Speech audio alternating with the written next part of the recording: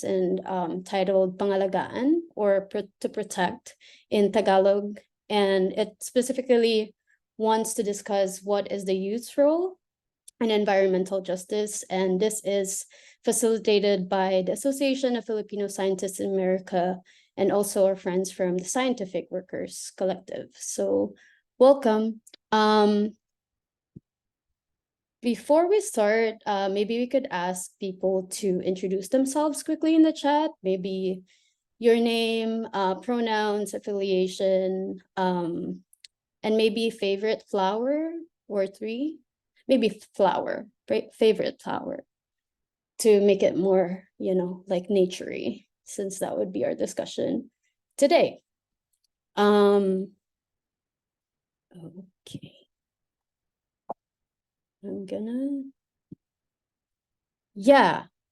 So I will also open, so there are sessions in this discussion, in this virtual session, where we actually talk as well and discuss as well as a group. So there might be like questions that people will be asked to answer in the chat, or even, like we could also ask you to turn off your microphones if you're comfortable with that.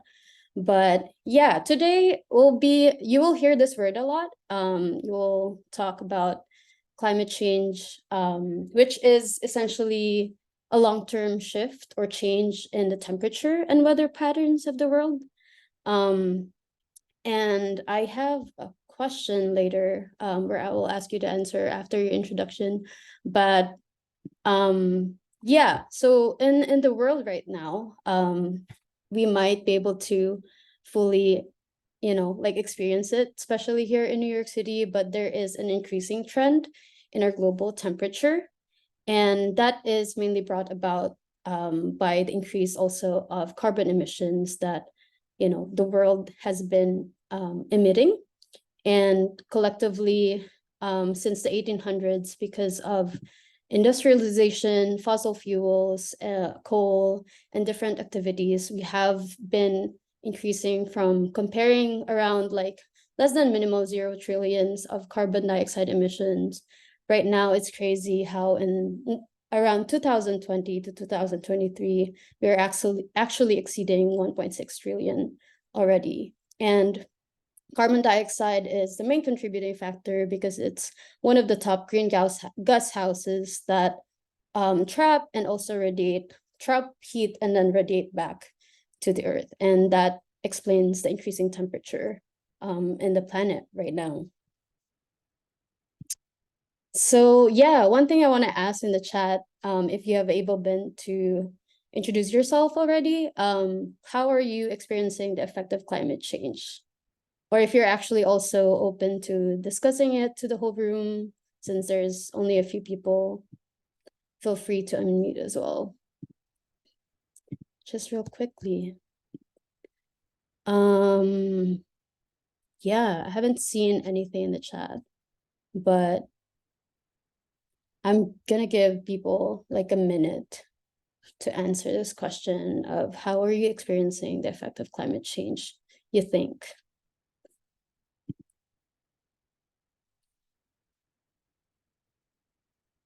Or any observations? At least for me, like it is hard to go running in the mornings now because it's been really hot and the temperature is terrible even at like 7 or 8 a.m.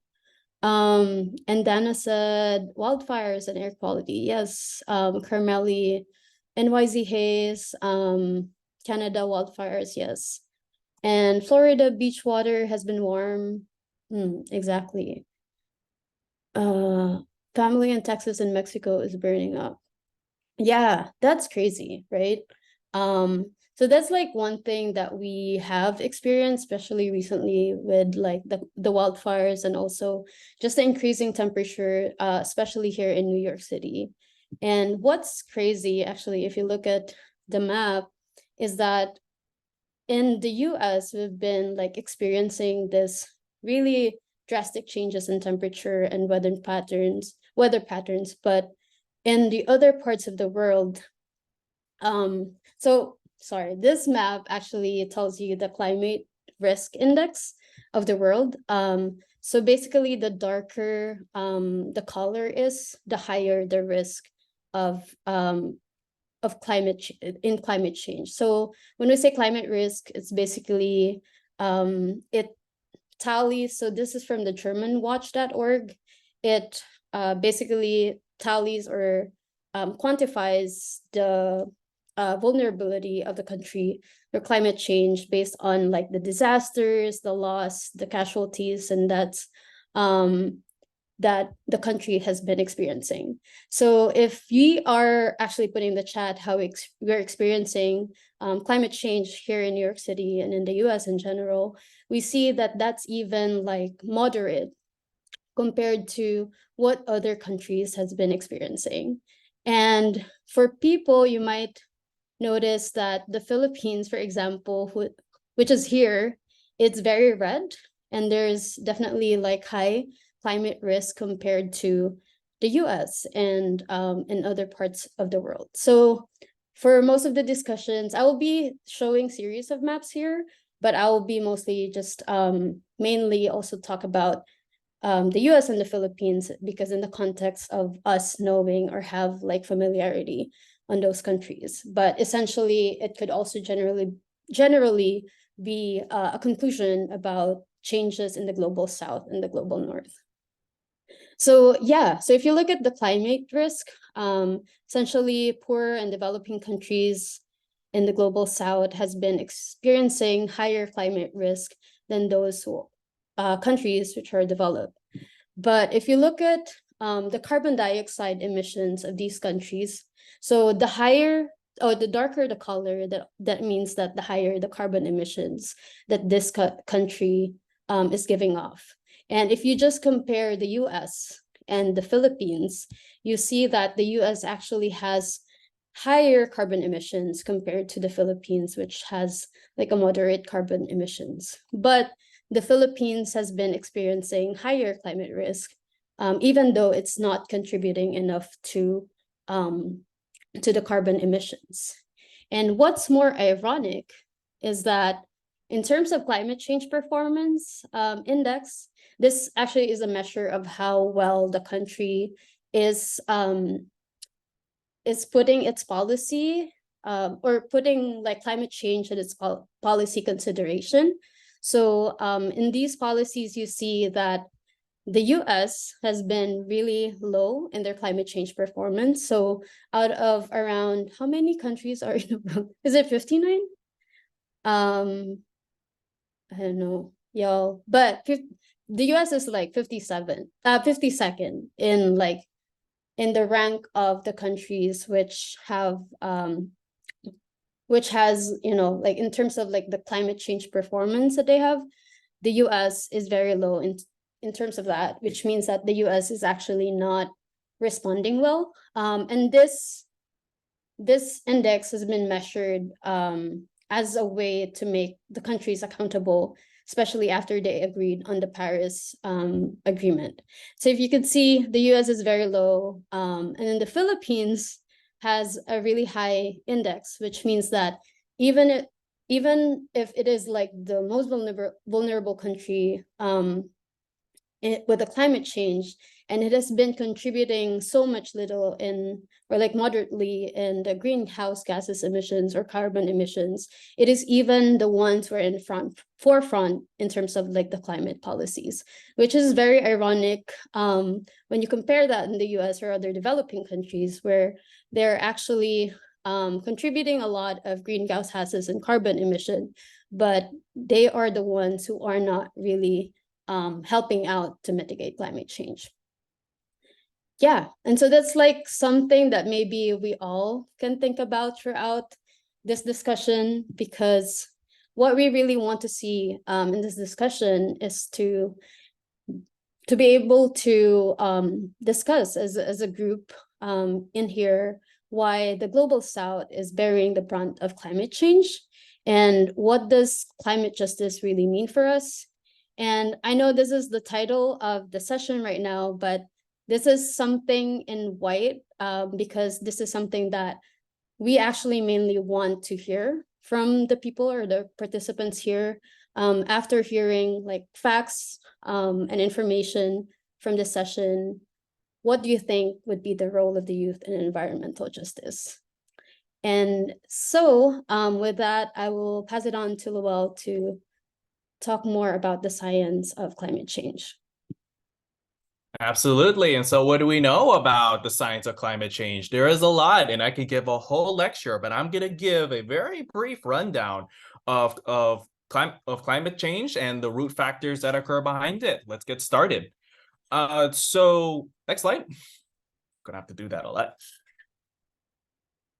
So I want people to really understand that a lot of how we live in this earth, and a key factor in understanding climate change is this phenomenon called the carbon cycle, specifically with the greenhouse effect. So I have an image right here on the left where we have solar radiation coming from the sun hitting Earth, and some of that radiating heat kind of being trapped as if our Earth is a lovely greenhouse. Because of the greenhouse effect, it is ironic that this phenomenon is actually what's letting us live comfortably, putting that in major quotes right now, letting us live comfortably in this planet, unlike any other planet on Earth. And so the reason for all of this heat being trapped in here is because of greenhouse gases that are pretty much like serving as the window panes of a greenhouse. Examples of greenhouse gases include carbon dioxide, methane, water, nitrogen gas, right? Now, what's been happening is because of climate change, because we've been having this large increase in greenhouse gases, and particularly carbon dioxide, and to a lesser extent methane, where we have even more heat being trapped, even though solar radiation has been very constant, and that is causing the warming of the Earth. And so what is causing this increase in carbon dioxide?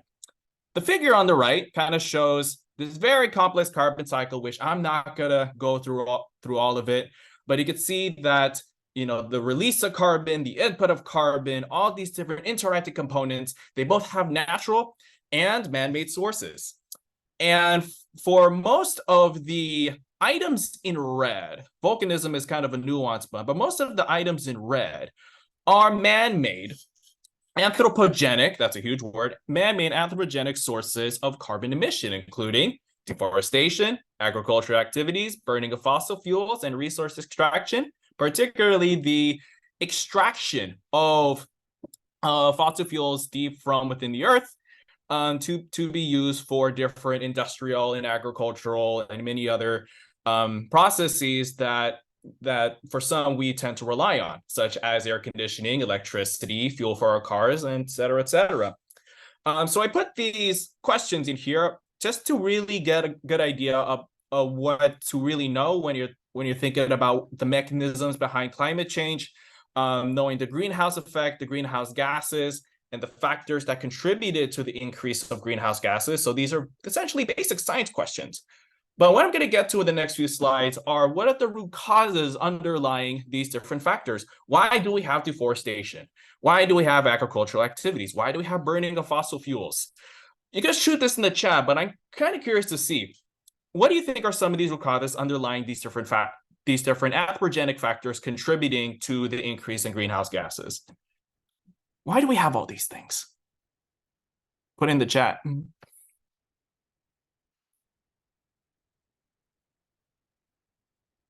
Why do we have burning of fossil fuels? Why do we have resource extraction?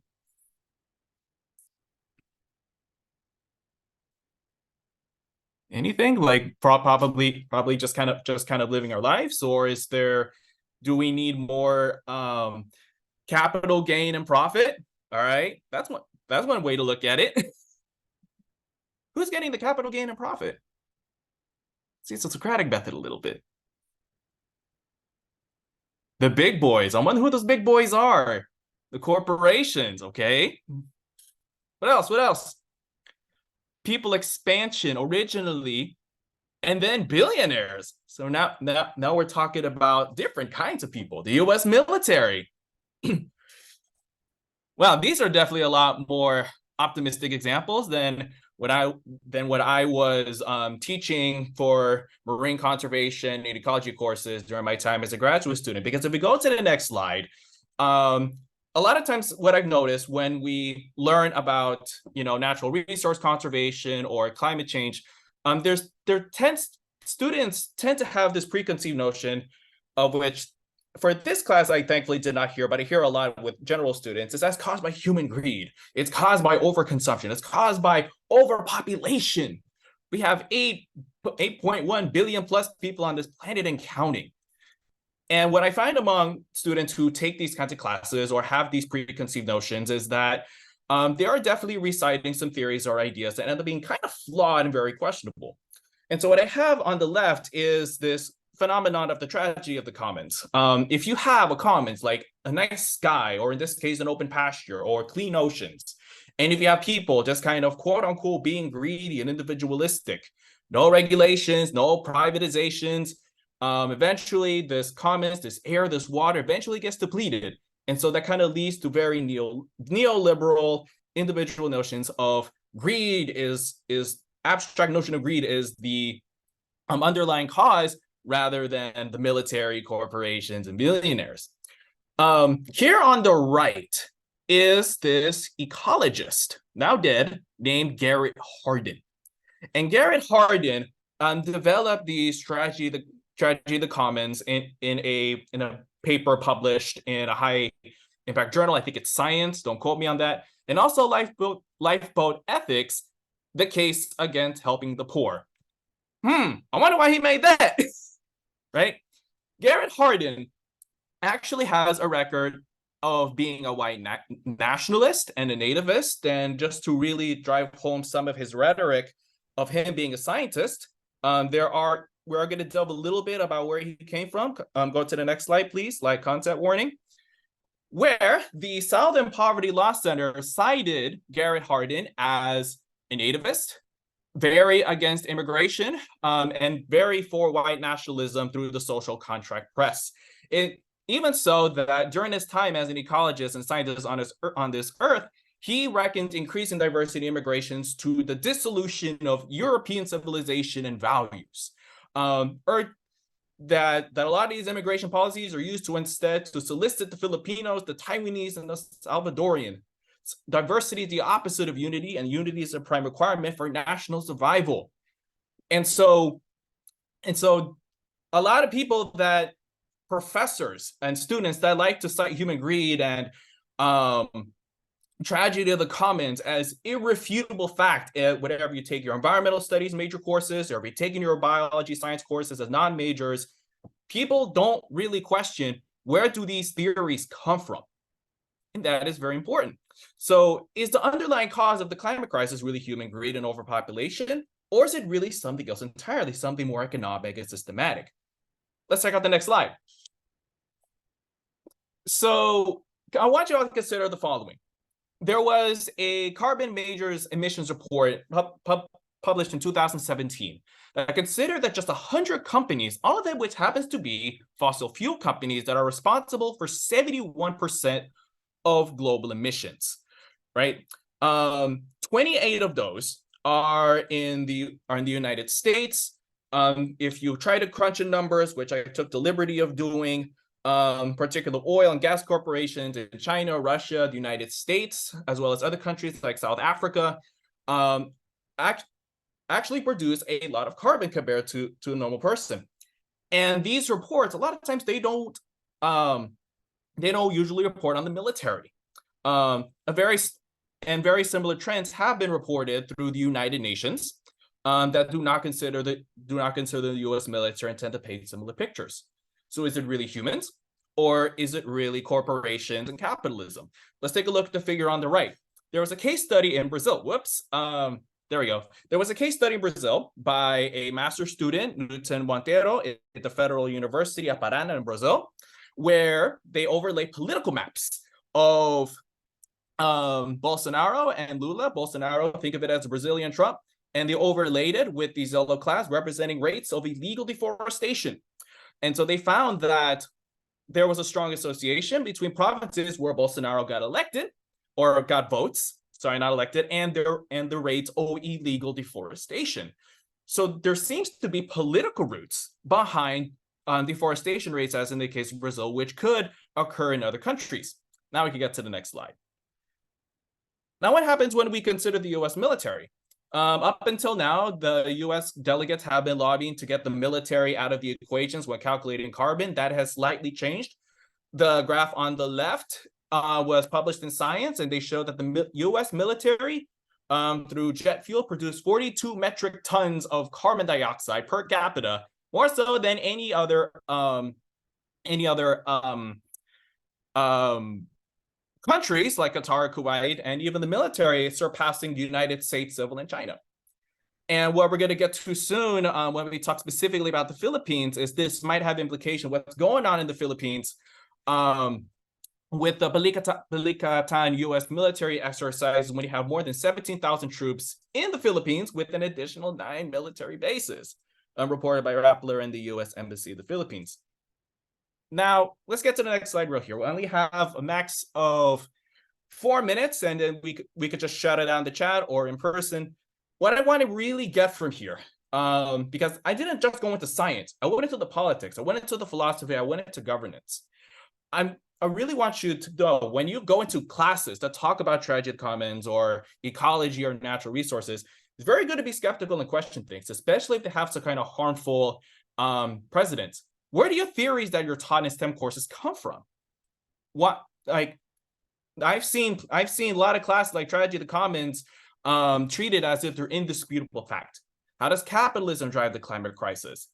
If you don't have the pieces now, there will definitely be more later on. And how do agents of the capitalist system, like the government, corporation, military, maintain these relationships during the climate crisis?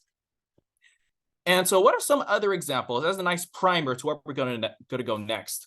Does anyone want to take a stab at any of these questions?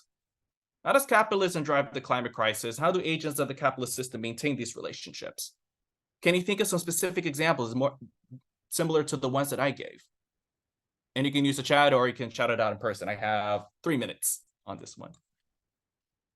Let's give a max of 3.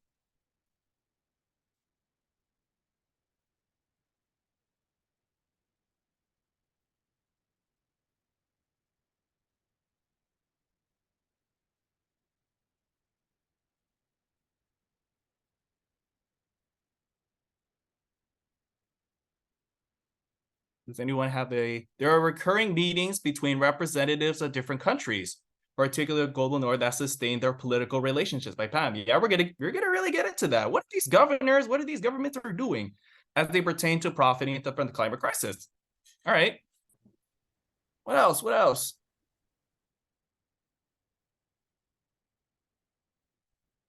Any other ones? Maybe people have thought of local cases.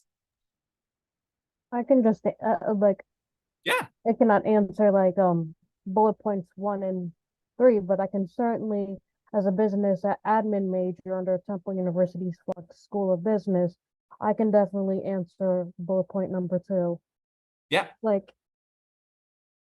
not just only by the classes I've learned, and I can also personally speak from observation from a couple of my classmates, those who are in professional orgs, I joined professional orgs in Temple, and I can definitely tell future greedy capitalist aspirants. And it's disturbing, real talk. They're just students still. But you can tell they have the potential to become a greedy capitalist themselves. The more you have, the more of having interest, in personal greedy interest, the more our environment, the more poverty increases. Definitely. It's just serving the interest from middle class to very high class in riches, basically riches. Yep. Yeah, so that's how climate crisis get worse. Is basically serving the interest of your own social and economic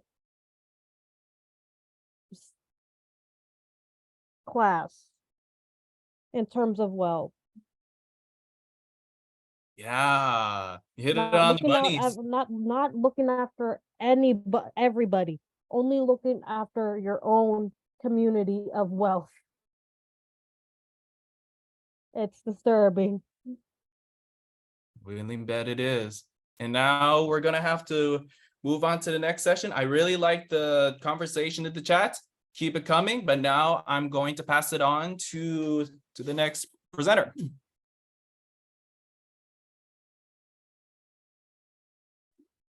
Great, thanks a lot.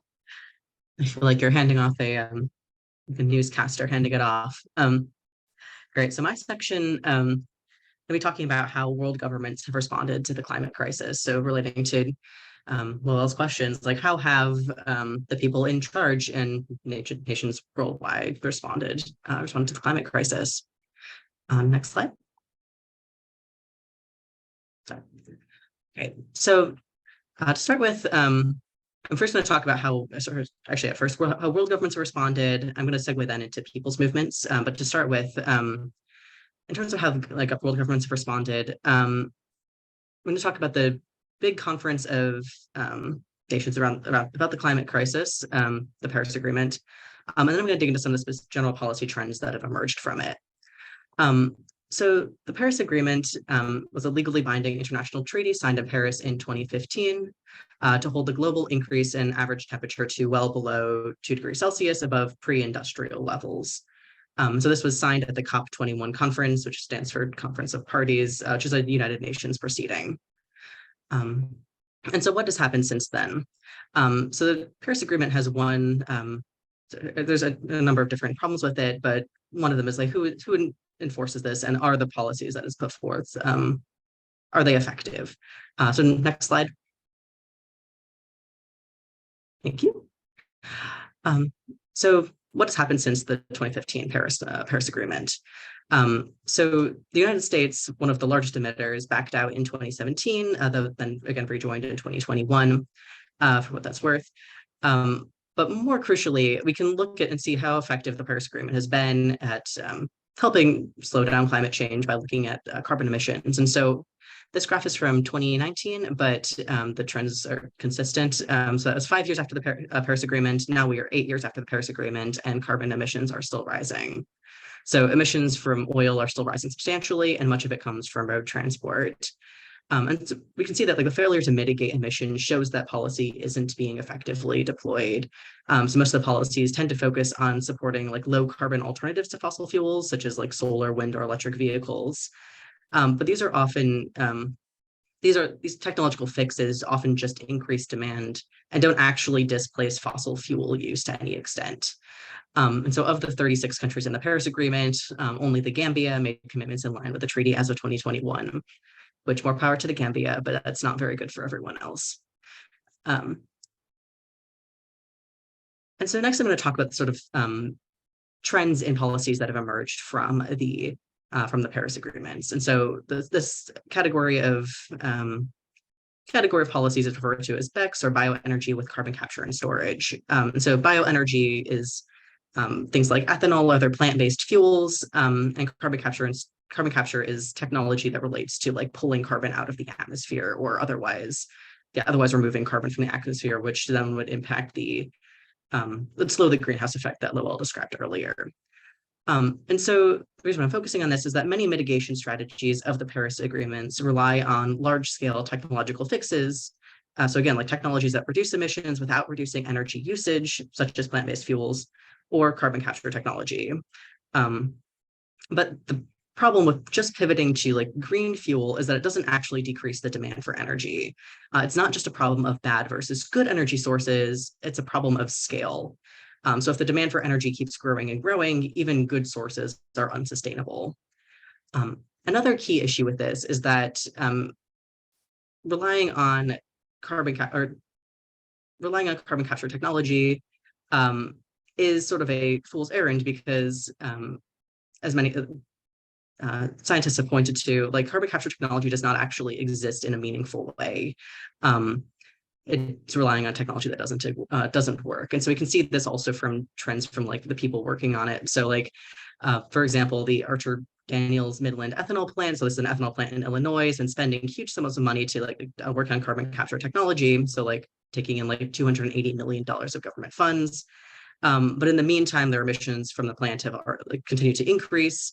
And also the total number of employees in the carbon capture project is just like 11 people, which demonstrates that it's not really being taken seriously or had serious resources toward, because it doesn't work. And because we can see this from a number of other carbon capture projects that have failed, and other plants that have failed.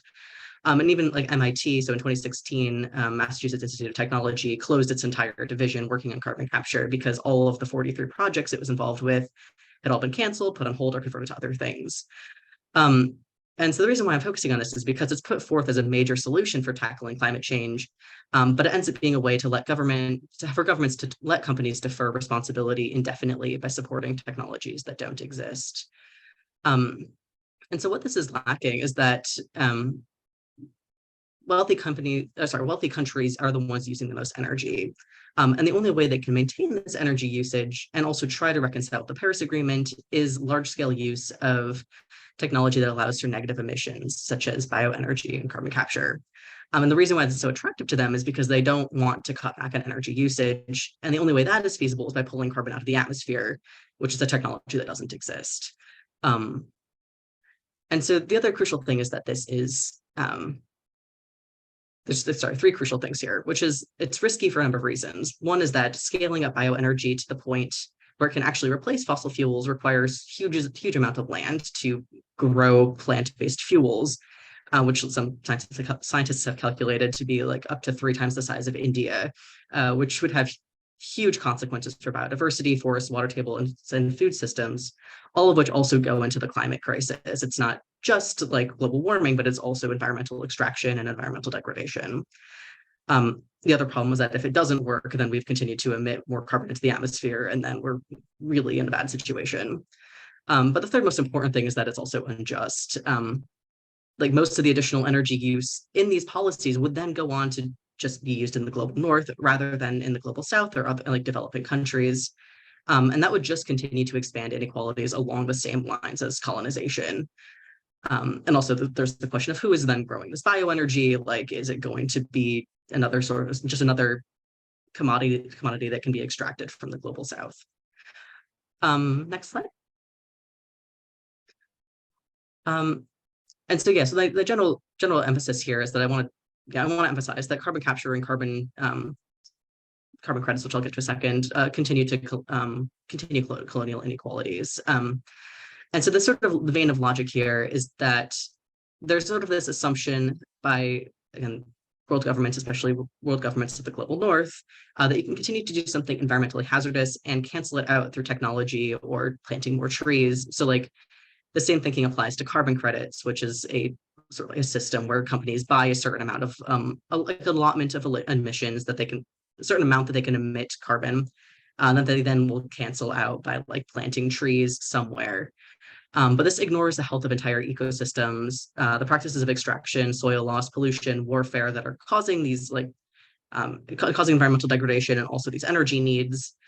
And also, I feel it's important to mention that carbon credits do not actually do anything. Planting some new growth trees somewhere is actually frequently worse than nothing, because it frequently displaces indigenous people like the Quechua tribe in Peru. And also new growth forests don't really capture that much carbon anyway. So in summary, world governments have responded in ways that like tend to really reinforce colonial inequalities. So now, yes, next slide. So now I want to talk about how people have fought back, and I actually want to do a quick time check. Is anyone keeping time on me? I think you have around 9 minutes, 9 to 10 minutes. Okay, cool. I don't think I'll need all that. That's great. Great. Yeah, so now I want to talk about how ordinary people and people's movements have fought back. And so I'm going to highlight 3 examples. So the first example, sorry, next slide. I want to highlight, this is the water protector movement. And so I want to highlight a few things basically throughout all of these, just like how, as we're going through this, I think think about okay, what are people targeting? What sort of principles and goals underlie both governmental responses, so again, world governments, especially the global north, and people's movements. Right, and so water protectors, so this is a movement led by Indigenous nations to protect water from pollution, exploitation, and theft, especially from oil drilling and transport. So not only are fossil fuels extremely dangerous and harmful to burn, but drilling and transport also has hugely damaging environmental effects through spilling, through other pollution. And so there's been a number of these there's a number of different campaigns and movements and nations involved in protecting water. I think a lot of people know the Standing Rock protests from 2016, but just to list off a few other ones, other campaigns have included the Duda Desert Rock protests in 2006, the Keystone XL pipeline protests in 2011, Idle No More in 2012, Trans Mountain in 2013, Protect Mauna Kea in 2014, Save Oak Flat in 2015, the OEDM Anti-Border Collective in 2019, many others. And what's different about these campaigns is that they lead with Indigenous knowledge and sovereignty. Many of them are led by Indigenous nations. And they center, crucially, land back as a guiding principle for their movements. So land back is a slogan that refers to legitimately decolonizing the land, recognizing that Indigenous nations have sovereignty and should have governance and stewardship over the land, and literally returning the land to Indigenous nations. The other crucial thing about water protector movements is that they are mass movements. They have a serious advantage in that there are far more ordinary people who care about protecting the water than there are agents of the state or corporate security. It is a serious advantage that people's movements have. And so they've won a number of things. They've included installing construction on a number of projects and preventing further pollution. My second example is the Stop Cop City campaign. So there's a little, and where there'll be a little bit of back and forth here, but I want to get through a few different campaigns with the different angles, and I want to highlight sort of how these are all interrelated. So, so the Stop Cop City campaign is an ongoing campaign in Atlanta, Georgia. So Cop City is the name for the police military base that is planned to be built by the Atlanta Police Foundation in the ecologically and socially important Woolani Forest, or the Atlanta Forest. And so this is a place with a lot of biodiversity. It has, and it's also really important for simply preventing flooding, many other reasons. And so Stop Cop City is the decentralized campaign led by a number of different groups to prevent Cop City from being built. And so they've done a number of different actions. They've campaigned, they've gotten a lot of community support, they've had town halls, they've sent petitions and sent petitions. And they've also directly protected an important environment by encamping, by other means. And so the crucial thing I want to highlight with the Stop Cop City campaign is that it recognizes that we must, so there might be a sort of disconnect here.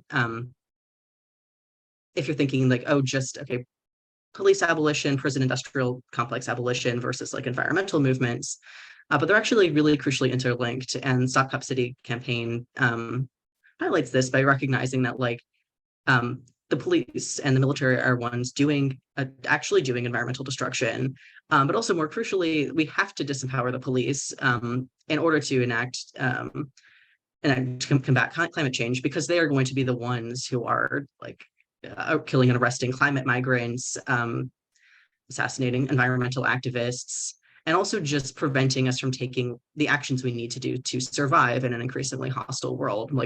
if someone steals bread because they're hungry, it's going to be the cops that stop them. And so recognizing that linkage, I think, is something that this campaign does really well. And it's really central to it. And the last campaign I want to highlight, or the last organization I want to highlight, is the Council of Popular and Indigenous Organizations of Honduras. So this is a group founded in 1993 by Berta Cáceres, a prominent land defender who was unfortunately assassinated in 2016. And this group led a very successful years-long protest movement against a dam that was to be constructed by a Honduran energy company with a lot of foreign investment capital from a number of sources. And so this dam would have seriously damaged the traditional way of life of Lenca people from Rio Benco by obviously flooding a huge area, just damming the river, damaging a bunch of ecology, and really impacting their ability to sustain themselves. And so this protest movement successfully stopped the construction of the dam and led to, or seriously delayed the construction of the dam, and also caused all the foreign investors to withdraw from the project. And yeah, so that's those are my examples for people's movements. And so I want to actually, I think, open it up for a discussion for a few minutes. And we can post it in the chat or unmute yourself and think about what are the key differences between both the targets and the strategies of both governments and people's movements in combating climate change. So both in terms of what sort of things they've identified as the problem, and also then how they are strategically sort of solving them.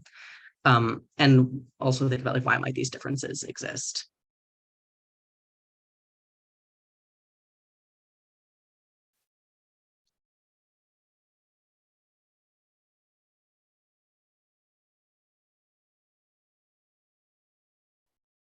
So it seems like governments, they have these carbon capture and different technologies that they want to implement that are not actually functional.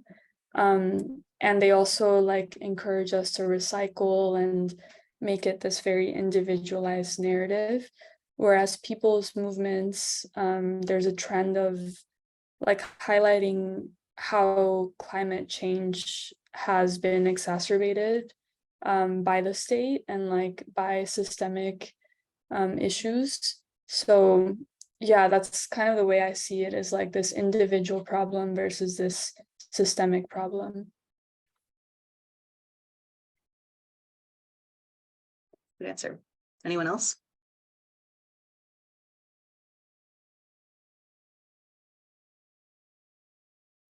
Yeah, kind of going off of what Pam said, I feel like these governments, they have all of these, like Bea said, Band-Aid solutions so that they can continue to produce goods at the same rate or even at a higher rate than they already are, so that they can continue to make profit. So continue to make the wealthy countries wealthier without really changing the level of output that's creating a lot of these environmental problems.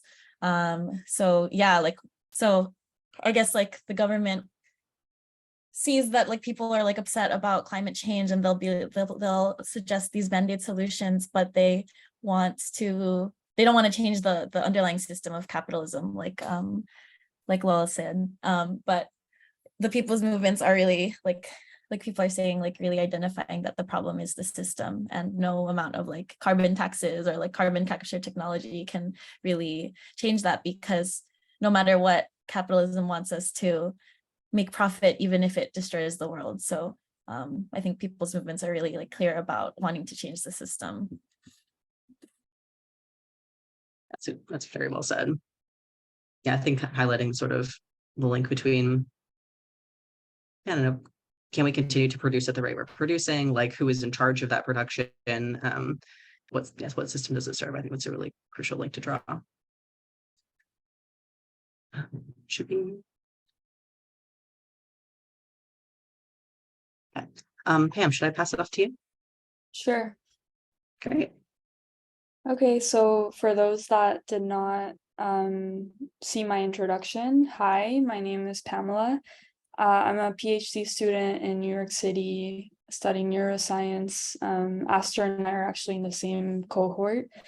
And I'm also a part of the Scientific Workers Collective.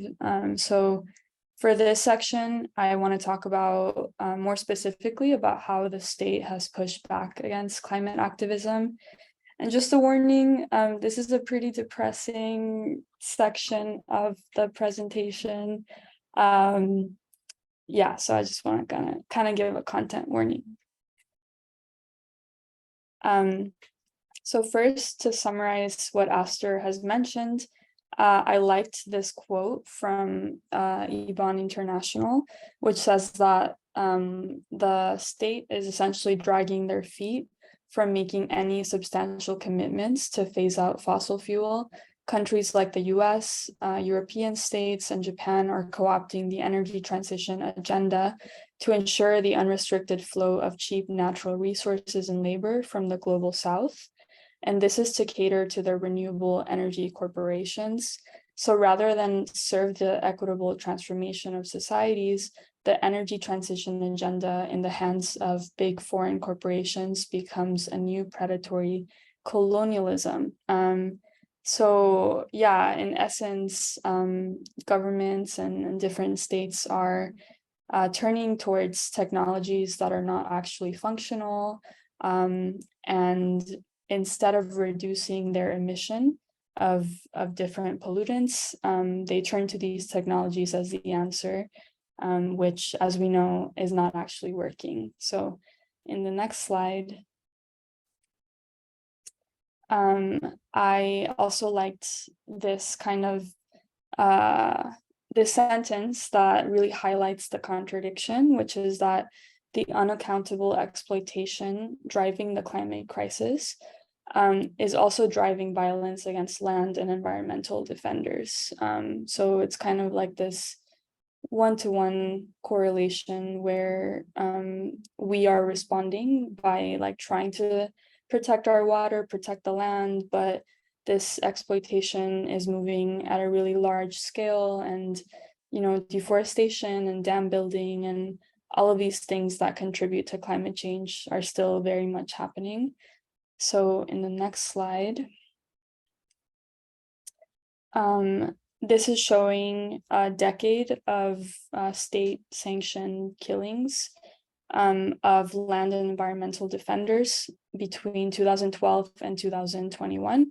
And you can see at the top left that Brazil is at the highest rate of these killings, then Colombia and the Philippines also, then Mexico, and so on and so forth. And I just want to note too that these are like the reported killings, and so it's probably a lot more that did not receive, or like the people who did it, or the state obviously received no like impunity, if that's the word. Okay, and so in the next slide, I want to elaborate a bit on what Astor mentioned about Stop Cop City. So Cop City is actually the name that the land environmental activists gave to this project that the Atlanta's state government was and still is creating. And so on the top left, there's a headline saying that Atlanta City Council approves Cop City funding despite the multitude of protests. There's a lot online saying that they have budgeted around $90 million to create this essentially this military, well, not a military training, but a training grounds for police. And so activists were, of course, criticizing that, for one, because they would have to undergo a lot of deforestation, and the land that they would use is actually really useful and important for that ecosystem. But obviously too, the reason they're using the land is just to exacerbate violence and to militarize the police. And so there's many reasons why they were fighting back. And even though this is still being voted and still being approved by the legislature in the state, they definitely were able to like highlight those contradictions, and this was really popular in the press. And so one of the tactics that not just Atlanta, but like globally the state uses is to like distribute terrorist charges onto environmental activists. And so here on the top right, I'm showing CNN reporting of 23 environmental activists facing domestic terror charges just for like being a part of the encampment, trying to stop this from occurring. And then if you go to the next slide, many of you might know that there was one activist in particular who was shot dead by police. Their name was Manuel Tortuguita Teran. And so the police essentially raided the Stop Cop City encampment, and their death was ruled a homicide. Of course, when you look at police interviews, they say that like Tortuguita prompted it on themselves, or they shot first. But when the medical examiner actually like looked at the autopsy, there was no like what is that dust gun? Like the, oh, you're muted. Yeah, there was no gunpowder found on their body, and no residue of that, which, I mean, it's not like we even doubted it, but yeah, the police definitely built a narrative around this, that they were a terrorist. So if you go to the next slide, this is another example which most, if not all of you, are familiar with too. So Berta Cáceres was an environmental activist in Honduras, who was also assassinated back in 2016, which Astrid mentioned. And I found this interview from 2009. She was in Cuba at the time, and she told the reporter that the Honduras regime pushed forward laws that when they captured activists, they let them use accusation against the compañeros, like sedition, terrorism, and illegal protests. So this continues with that like tactic that the state uses against environmental and water protectors, to write them off as terrorists, and kind of vilify them in the media, so that they can justify like torturing or assassinating them or quelling the movement. So in the next slide, in the next slide, this is a picture of, oh, sorry, you can stay on this one. This is a picture of David Castillo, who was a former top business executive in Honduras, and he was found guilty for his role in the assassination of Berta. So if you go to the next slide, I thought it was important to mention this because he was a US trained Honduran Army intelligence officer and business executive. He was the president of something called DESA, which was building a hydroelectric dam in indigenous Lenca territory in Honduras. And if you go to the next slide, this is just saying that Cáceres had been one of the more visible members of the resistance to this dam's construction. So this person, David Castillo, was not the only person involved in this, of course, but he, I think, is an example of how it's not just like an individual, but this is a long withstanding history in Honduras, at least, of a US-backed coup that facilitated these kind of legal policies against environmental activists, kind of writing them off as terrorists. And all of this is very much tied to their profit incentive. Okay, and so in the Philippines in particular, the story does not deviate too much.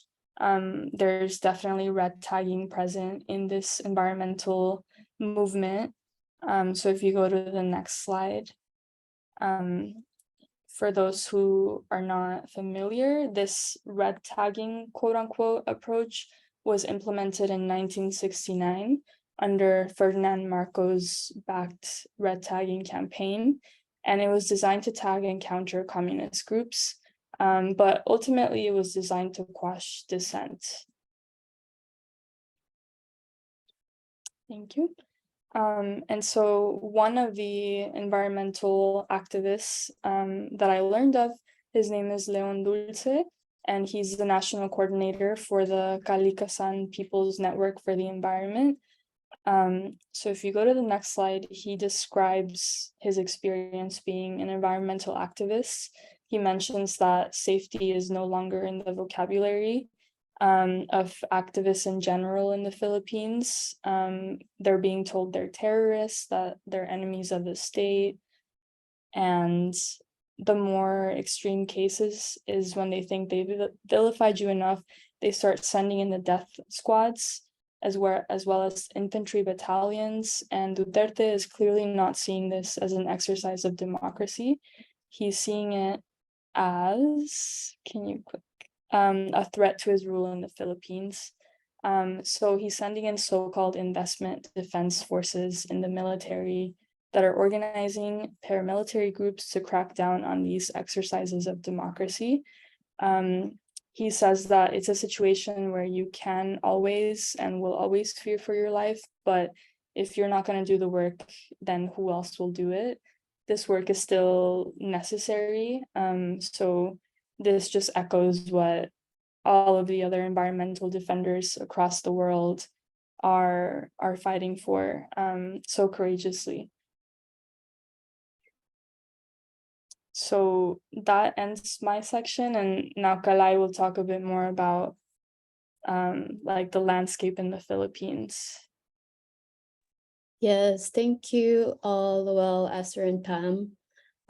So quickly, before we actually delve into the Philippines, so like the goal of the presentation was kind of show you the general trend of how climate change is happening, how the government is responding, how the people are responding, and what is happening with our people and the environment in general. And so we thought that a good case study to really look at like the intersection of all those in like one picture is to actually look at the Philippines and how all those things about climate change, state response, people's response are in the picture of one country. So we'll do that, but maybe we can have a quick bio break for 5 minutes, just for people to, loosen up, also do their thing. We also have to do our thing. So we'll be back at 8:40. Feel free to talk and say hi to everyone, bio break for 5 minutes.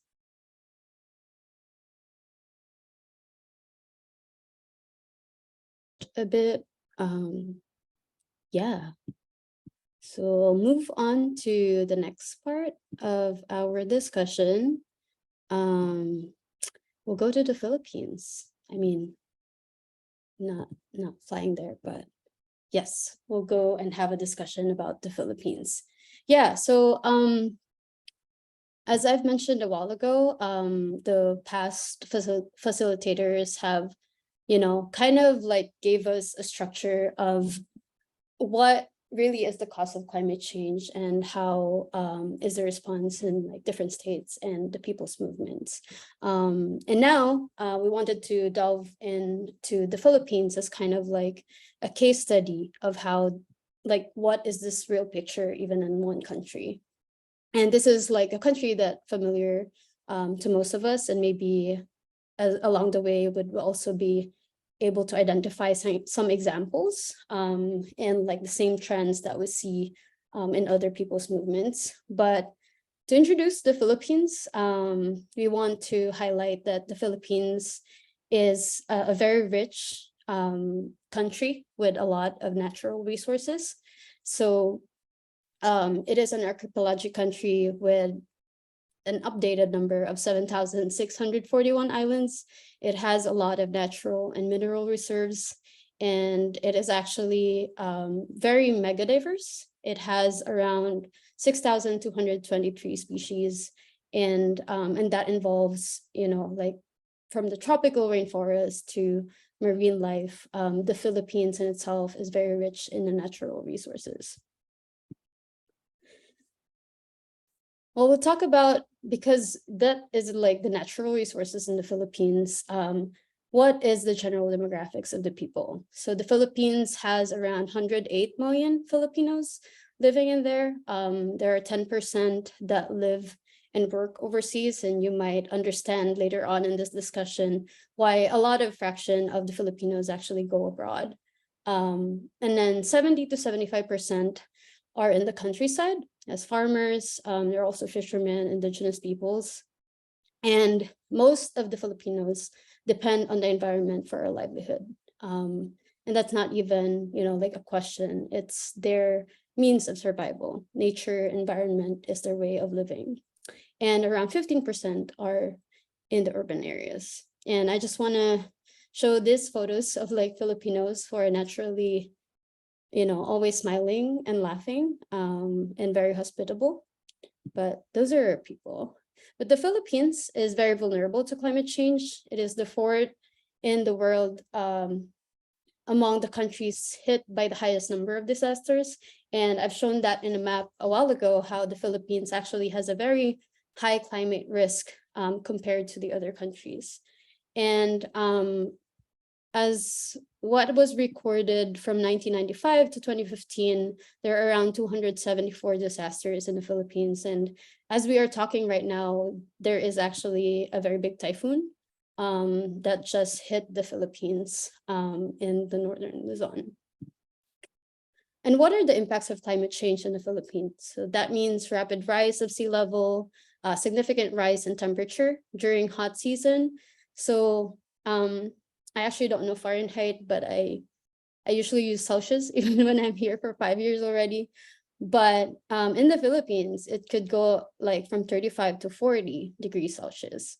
And what we're experiencing right now in New York is like around 30, 32. But in the Philippines, there are a lot of heat waves, especially in the summer. And it even hit like 45 degrees Celsius at some point. And that's considering your body temperature is 37 degrees Celsius and you have 8 degrees Celsius more in your external environment. Yeah, so right now we're really feeling the significant rise in temperature in the Philippines. Even students who are in schools have, like heat waves or experiencing heat waves. There's also increased precipitation and longer periods of drought. So there is incidence of extreme weather events. There are super typhoons. I don't know if you've heard Typhoon Haiyan, El Nino, La Nina, earthquakes, and also some natural disasters like volcanic eruptions. But when we talk about climate change, we can't really divulge into talking about social justice because, as we have mentioned a while ago, the people depend on the environment for their livelihood. And when there are changes in the climate and it destroys the environment, it also affects their way of living. And so when you have climate crisis and there's these natural disasters, they cause deaths, huge economic losses, and there's a lot of communities that become vulnerable.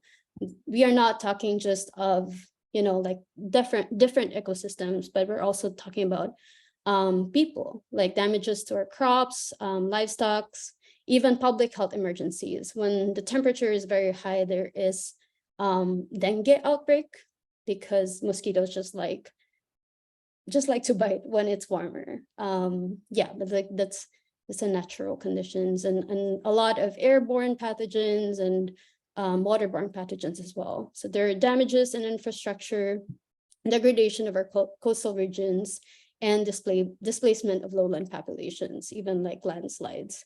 So these are just pictures of, people affected by flood, drought, and also this is like a dengue outbreak at some point in the Philippines. So who are mostly very vulnerable to climate change? Usually, these are the poor people. These are the urban poor.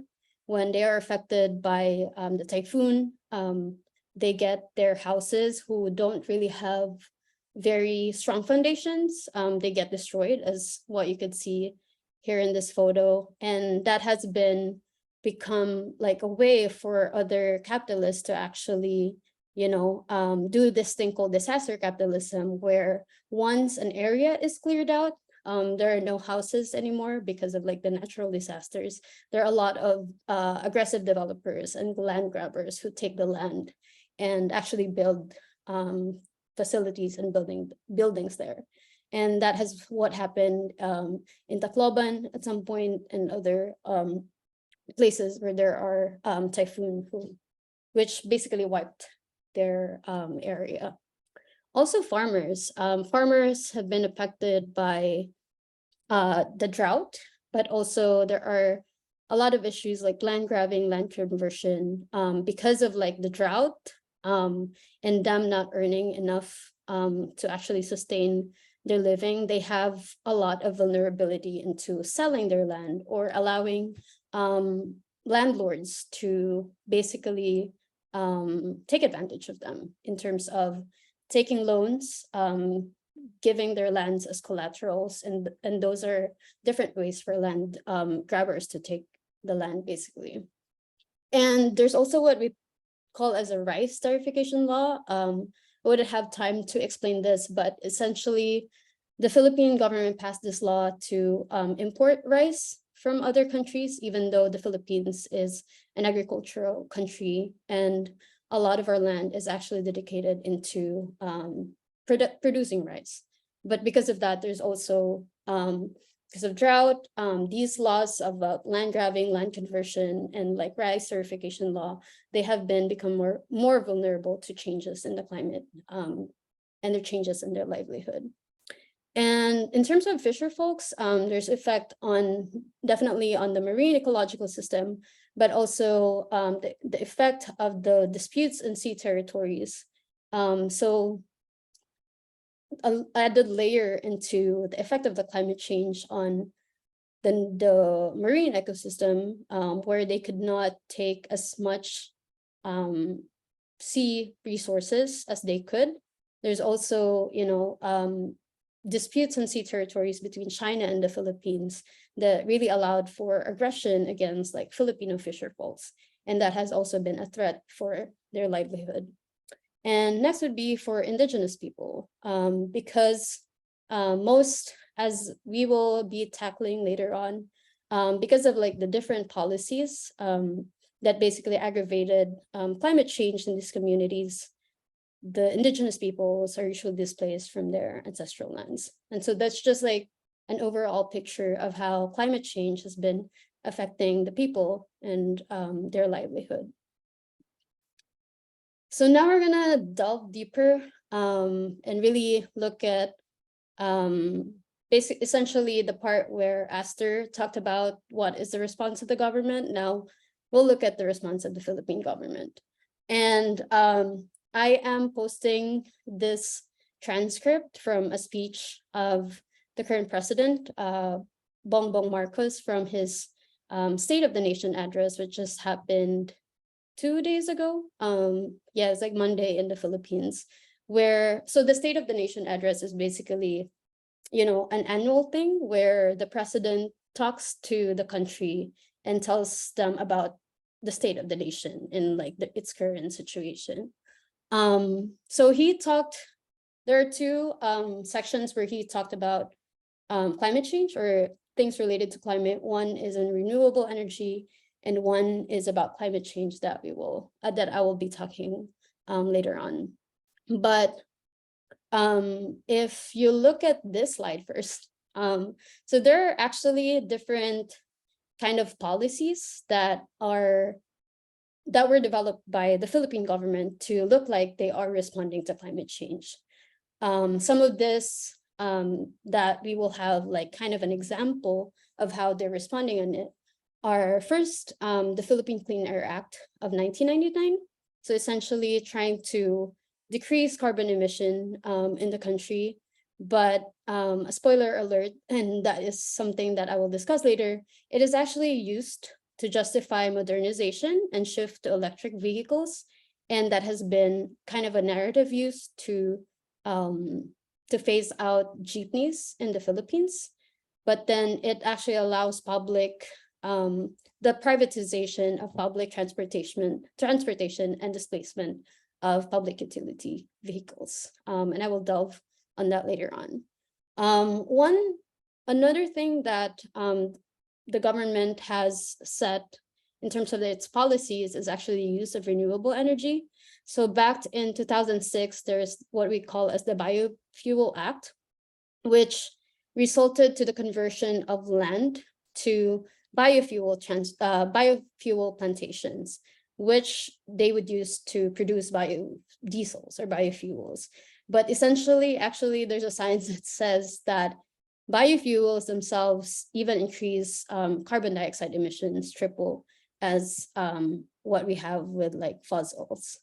And because of this, a lot of plantations in the Philippines, especially in Mindanao, has been transformed into palm oil plantations that's been owned by a lot of foreign companies. And another kind of program they had is the 70% reduction of coal from 2030 to 2050, or by 2030 to 2050. But this is very ironic because in 2015, they actually approved 29 coal-fired power plants in the Philippines on top of the 17 that are already existing. So basically the government is kind of touting what we call of like, yeah, we're trying to, like respond with the climate change. And so we're developing these policies, but these are policies that are really like masking or kind of just like, what they used to face the people, but they still are justifying their actions through these policies. And if you look at this part where he talked about renewable energy, the president was talking about when it comes to energy, renewable energy is the way forward. But if you look at their plan as a government or as an administration, the Department of Energy in the Philippines has actually approved the 100% foreign-owned corporations for renewable energy. So basically, they're putting like renewable energy for foreign investors, where they're allowing them to, like own them. And so that is very problematic in the Philippines, because if it is owned by foreign entities, then that means that there's no control economically on like the prices of these energy. And so it would lead to privatization, definitely, and increased prices of basic social services, even like as electricity to the people. So, like there is that narrative of like, yeah, we're using renewable energy, but is it addressing the needs of the people, or is it just to look like you actually have like climate policies set? And yeah, I guess like also another thing that they talk about climate change, first is saying that climate change is an important criterion in their integral national policies and in their decision makings and in the implementation of their programs. And what's funny for me is here in the last part where he had said in his State of the Nation address that we have learned many painful lessons from the past disasters, and we continue to be alert and prepared in our disaster response. It has in fact been commented that sometimes we are over-prepared for such natural disasters, but just a day after, there was the Typhoon Egay. And this is actually, like some pictures of the conditions of the people during the typhoon. So there was landslide, there was very late evacuation of people. So these are flood, and these are the houses. This is late at night when we're trying to evacuate more people. And this is, people don't have places to evacuate, to basically settle down after evacuating. So yeah, so essentially in terms of like the climate, you would see like the narrative that the State of the Nation address of the government, like the president has just given in his speech are actually not what they are on the ground. So I think he is very, you know, he has his own illusions and imaginations about the true state of the nation. And another example of this is actually the jeepney phase out. This is an example of their transportation modernization program, where they want to replace the traditional jeepneys. So for those who are not familiar, this is like the transportation in the Philippines. This is called a jeepney, and they're trying to modernize it and develop an electric vehicle as a primary mode of transportation, which is this. So it's kind of like, you know, aesthetically, it's not giving, but yeah, so they're saying that it is more eco-friendly, and what do you call this?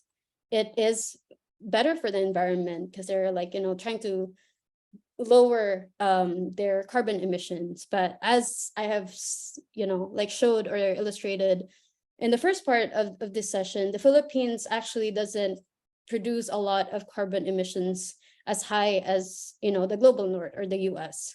And we are very, the government is very, you know, like ambitious in this way of like trying to decrease carbon emission by actually targeting the most vulnerable sector of the society. And what's kind of like comment on this is that even, you know, even if we're actually true with that intention, why are we just targeting the jeepney drivers and not actually asking all parts of the society to, you know, like take up on this climate action of trying to reduce carbon dioxide?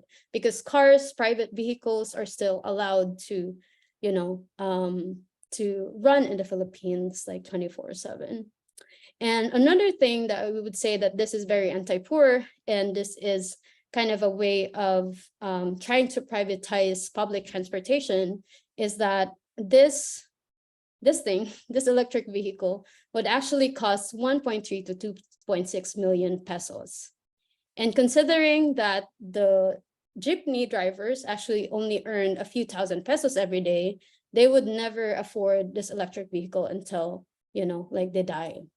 And so there's like a lot of resistance into taking this electric vehicle because yes, you think there is a good intention, but like how this government is actually trying to implement this is very anti-poor and not really considering the Filipino people, the drivers especially. So yeah, so like climate policy without really thinking about, you know, the true situation of the people. And that is how the government responds. And in addition to that, aside from like, you know, the preventive part of the policies, there are also neoliberal economic policies touted by the Philippine government that actually aggravates climate change and climate crisis in the Philippines. So in the Philippines, from 30 million hectares a century ago, in terms of like our forest cover, we have reduced it to 7 million hectares, which is only 23.2% of the total land area.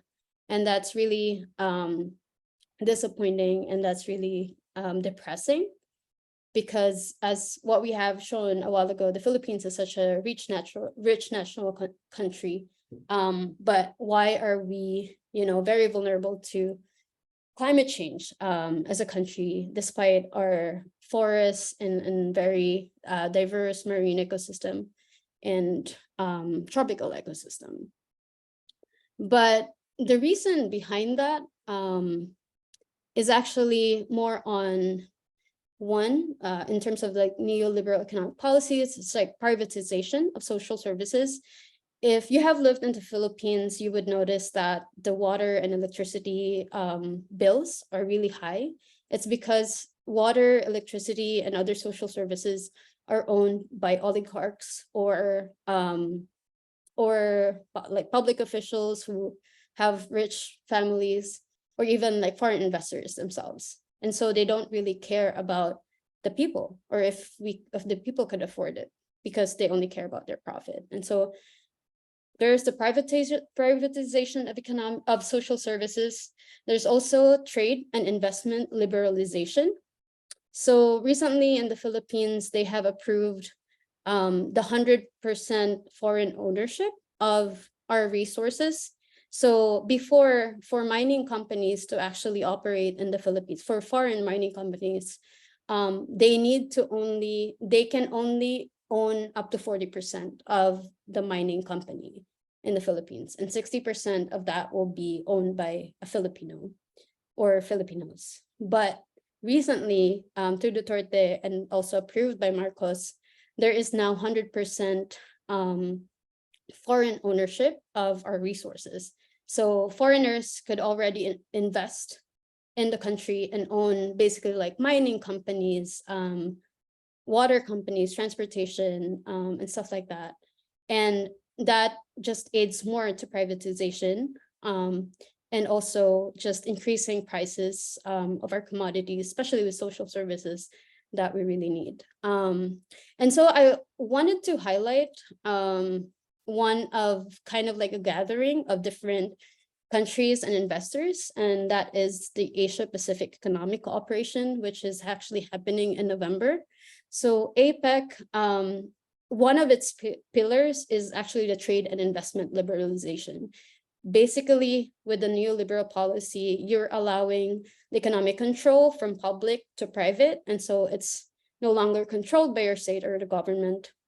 And in this case, when Marcos attends the APEC meeting in November, I think here in the US, he would sell out the Philippines more by first even the intention of already allowing foreigners to own 100% of our resources. What more, like what more can he actually do when he attends this APEC?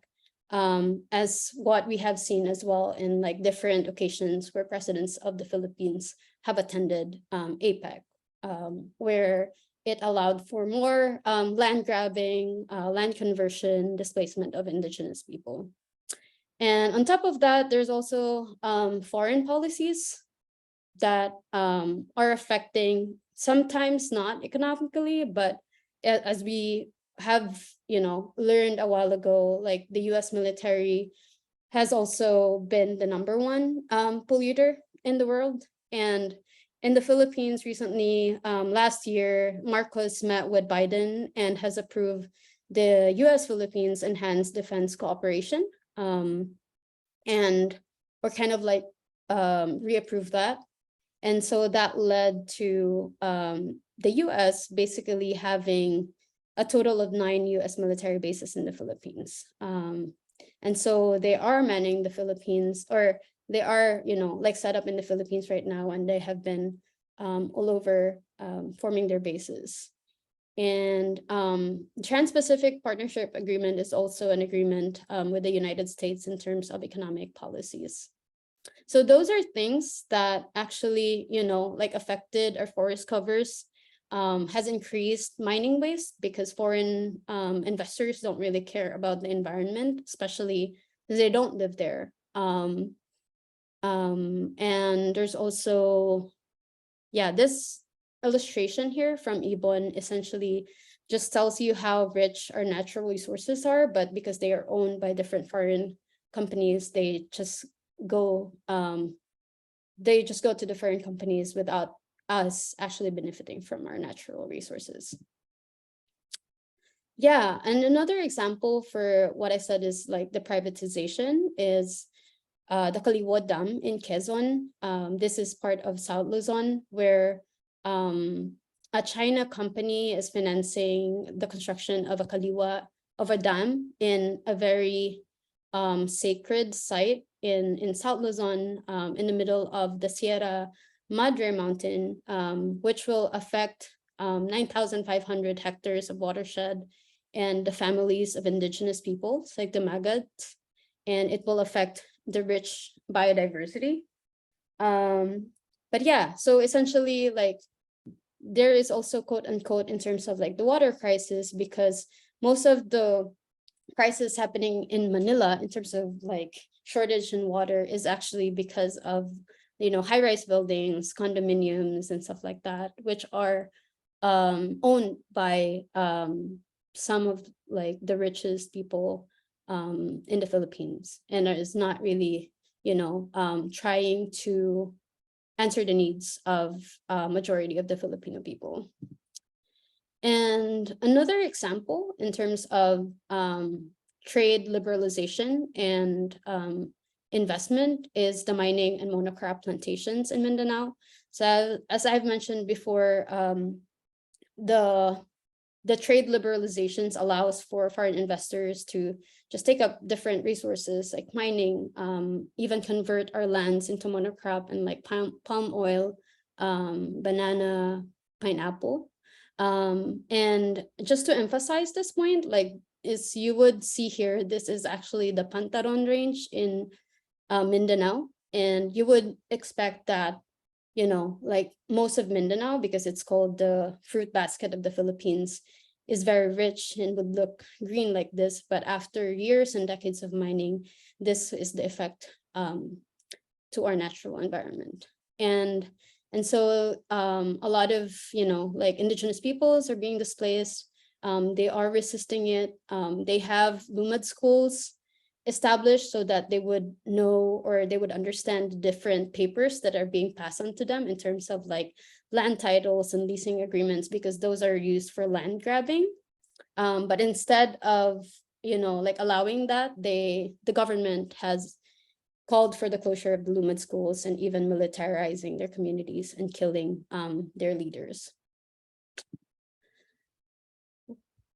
Oh, and so we went back to slide 6, but yeah, just to illustrate again that the carbon emission of the Philippines. Oh, okay. I'm gonna exit first. And yes, so because of that, there's a lot of people's resistance, especially because these communities don't really have, you know, any choice but to fight back because the government is not listening to their concerns. And so with the different movements, there's really a call for Philippine sovereignty, environmental protection, right to ancestral land and self-determination, national industrialization, and genuine agrarian land reform. And also, yeah, so this is just a picture of the People's State of the Nation address in the Philippines, and also here in the diaspora. So this is in New York City. Comment if you're in this photo. But yeah, so instead of, you know, like just allowing the government and other rich people and foreign companies to essentially exploit our livelihood and natural resources, the Filipino people are resisting in the streets and calling for, you know, like national industrialization, environmental protection, and right to self-determination. But the answer, as what Tami has, you know, discussed, is state repression. Instead of answering our concerns, there is intimidation, red tagging. There's a law calling activists as terrorists. As long as you dissent and say bad things to the government, you are called as a terrorist. And more on militarization, especially now that the US is backing up the Philippine National Police and the armed forces in the Philippines. And this is in 2018 when the Philippines was touted or called as the deadliest country for environmental defenders, where, yeah, in 2018, there were 30 at least recorded to have been killed by the state for defending the environment. And this is also another example that I wanted to illustrate. This is the Kidapawan massacre in 2015. Also, just trigger warning, if you need to, you know, leave the room, you could do that, because this is very heavy. So if you just look at this picture, this is in 2015. There was El Nino and very high drought in the Philippines. The farmers were promised that they will be given rice as kind of like an aid, because they can't plant food and don't have any source of income. But instead, they were hurt by the police. they were their picket line, their protest were destroyed. They were hit, and also 3 of them were killed during the dispersal with the 6,000 farmers. So there's a lot of campaigns about, you know, like stop killing farmers, because this is not a very isolated incident. There are a lot of occasions where instead of answering the calls of the farmers, the state is actually killing them. And so that kind of, you know, builds us into this. As I don't know if people are aware, but there is an armed conflict in the Philippines. And there are different, they call it as like rebel groups who, you know, they say are against the government. And these are the Communist Party of the Philippines, which has their own army, the New People's Army. And they have been there for more than 50 years. There's also the Moro Islamic Front and Moro National Liberation Front. But just thinking about how, you know, like coming from the last slide where the farmers themselves are trying to just live and trying to just get the resources that they need, and also ask the government to provide for them, because that is their role for the Filipino people. They are instead faced with state repression. It's either they're intimidated, they're red tagged, they're they're killed or kidnapped, or murdered, killed or murdered. And so there is really a question of like, where do you go from there? You know, like if you don't have a choice really to defend yourself and really find a means to survive, then there are people who actually take up arms in order just to see or to be able to answer like the root causes of poverty and the root causes of why life is hard for them, while the rest of the Filipino people are, especially the government, are enjoying their own lifestyle. And so these are some things that we need to think about, really, because when we think about it, climate justice is also social justice. And you can't really address climate change, climate justice, if you don't address the social inequalities in your country and around the world. And so the same is true when we think about the Philippines. Like you can't really protect your environment in this case if you are not tending to the needs of the people and you are not recognizing that the land is for the people and that it shouldn't be for only a few. So yeah, and so what do we want? So we want to see conservation, protection, improvement of the Filipino environment, and the use of our natural resources to really meet the needs of the Filipinos and the country for economic development.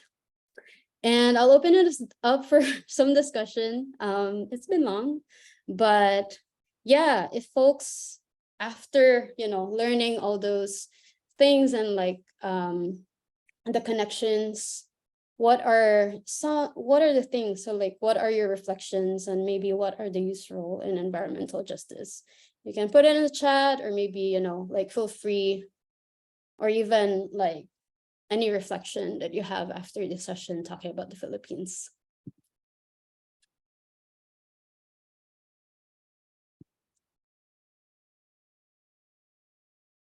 Resistance, yes. Mao said the youth were the vanguard of every movement. Ooh, yeah. Just to share too, about a little a bit of history of Kabataan Alliance is that we started out as a environmental justice based alliance called Kapit Bisig Kabataan Network, or Youth Link Arms Network, the English translation. Yeah, and it was through our different, it was through our immersion trips and our you know, our immersing with the different typhoon stricken communities back home, that we realized that, you know, environmental justice is social justice. Environmental rights is human rights, and that's why Kapit Bisig Kabataan Network turned into Kabataan Alliance, so that we can, you know, really advocate for something much broader than just environmental justice, but human rights as a whole. You know, KBKN. So KBKN was a response to Typhoon Yolanda, or Typhoon Haiyan, as more popularly known here in the West. And it was through the different mission trips throughout the years that we figured KBKN can't just be KBKN, and our mission statement changed into something much more broader. Yes. Thank you, Bea. Yeah. Lowell, do you want to expound on the role of scientists and educators? I mean, it's a lot. I'm considering I am a scientist and an educator, and really seeing, you know, what I usually teach in conventional classrooms versus, you know, organizing spaces like this is really important. I think with the amount of knowledge and education we have a responsibility, you know, with all the ways that we're able to communicate science about climate change. And I've seen way too many scientists talk about climate change without the underlying social and political factors. And I think for people like me that even try to bring a little bit into that, you know, even from students, they would be pushback, which is why I mentioned the whole thing about the tragedy of the commons earlier, why it was wrong. And I think with organizing spaces like this, I do think, you know, if push comes to shove, try to tell the truth to classrooms. If you can't, educate outside the classrooms into organizing spaces like this.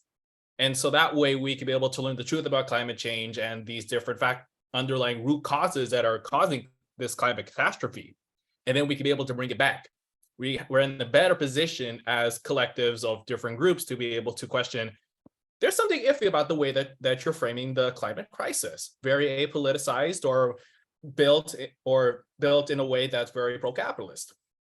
And it's a really hard thing. I think it was a very hard truth for me to really, I can only do so much as an educator, but together with the youth and students, as well as science educators, we can be able to make some kind of, you know, mass movement or be part of one that addresses these underlying root causes.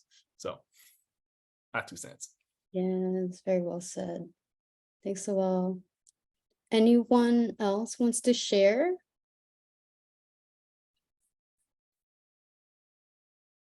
What do you think? Or maybe even like, you know, like doing specifics in your own roles in your community. What do you think is something that you could do?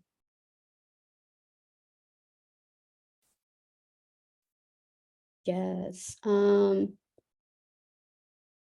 you wanna, sorry, it's also okay if you're not, but I saw you responded. Yeah, I think a big part of our role is to learn and educate. Yes. Yeah, that was all I was gonna say. Oh, okay. Cute. Yes, definitely. Oh, and MK said arousing, educating, organizing, and mobilizing the youth sector. Yes. If anyone wants to expound on what they said in the chat, that's also possible.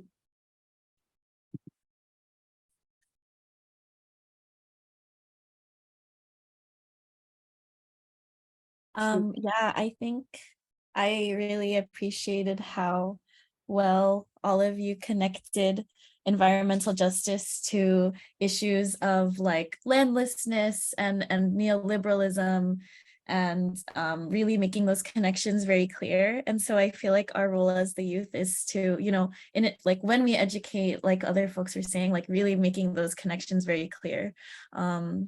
Because I sometimes when I hear about environmental justice, sometimes that sort of analysis feels like it's missing. And so for us who understand, like, this is like how climate justice is social justice, like you all said, it's also our duty to really uplift that, those connections.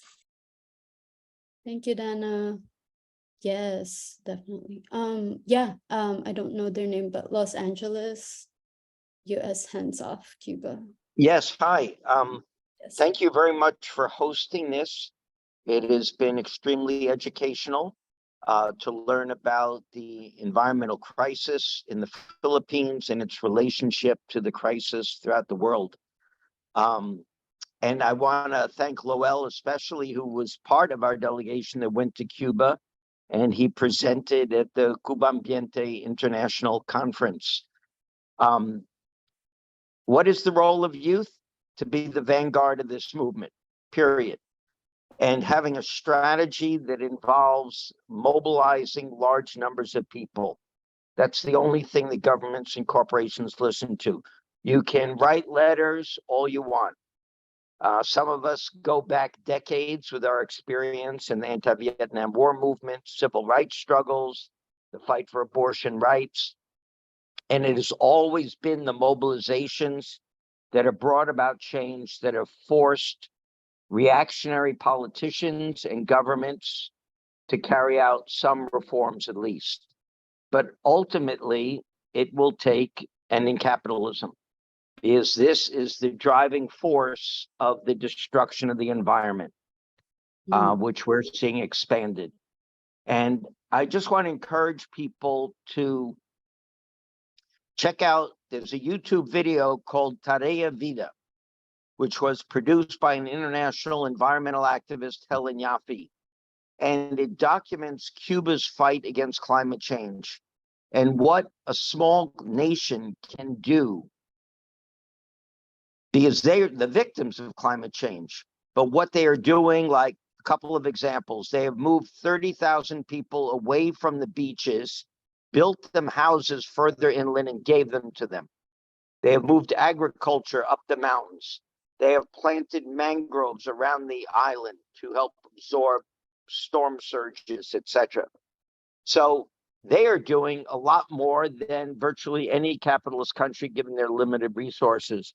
And they would do a lot more if we were able to end the US blockade, which is a critical factor that is hurting the Cuban people for decades, but also hurting people in the US, because we cannot share in their education, their scientific research that Lowell and I and others had a chance to experience while we were in Cuba. So I thank you very much. We work with Bayan here. We were at the demonstration on Saturday with them, with 200 Filipino youth. It was inspiring and a real model. So keep on fighting. Thank you so much. I don't know your name, but yes. Yeah, thank you for those inspiring message. And y'all know, y'all know. Yeah, all right, y'all. Yeah, 5 minutes to 9:30. But just want to say that essentially, y'all kind of, you know, like that was the question that we wanted to ask at the end, because we wanted to see how the message has really translated to all of you in terms of, yeah, now we know the root cause of the environmental crisis. Now what's the important role I'm also youth still, has in terms of like addressing that. And that's really to address also the social issues that we are facing. Thank you. But before we end, yeah, essentially what we have mentioned a while ago, protect an environment, have it for the people, and national industrialization, land back, sovereignty, independence, true independence for the Philippines. And so, yeah, join the movement. You know, be part of the different organizations who are actually taking action into raising this issue, amplifying the voices of, especially of those who are affected. You could also join these organizations or and alliances if your organizations. You could join AFSA, the Scientific Workers Collective, and also Kabataan Alliance. Y'all could follow us on Instagram. And yeah, another call to action, because I've mentioned APEC a while ago, and they have pillars of trade liberalization and investment, and they're opening up the Philippines for foreign investors and more exploitation. There is a coalition against APEC because they will be having a meeting in November this year, I think somewhere in the West Coast. So feel free to follow them, and also if you could check their page and maybe find ways to get involved, especially, oh yes, it will happen in San Francisco in November. Yeah, no to corporate plunder. And yeah, and because we mentioned about the military and their impact to the environment and also to the Filipino people with the Enhanced Defense Something Agreement. Yeah, EDCA signed the petition to endorse the Philippine Human Rights Act if you're a member of our organization or individuals.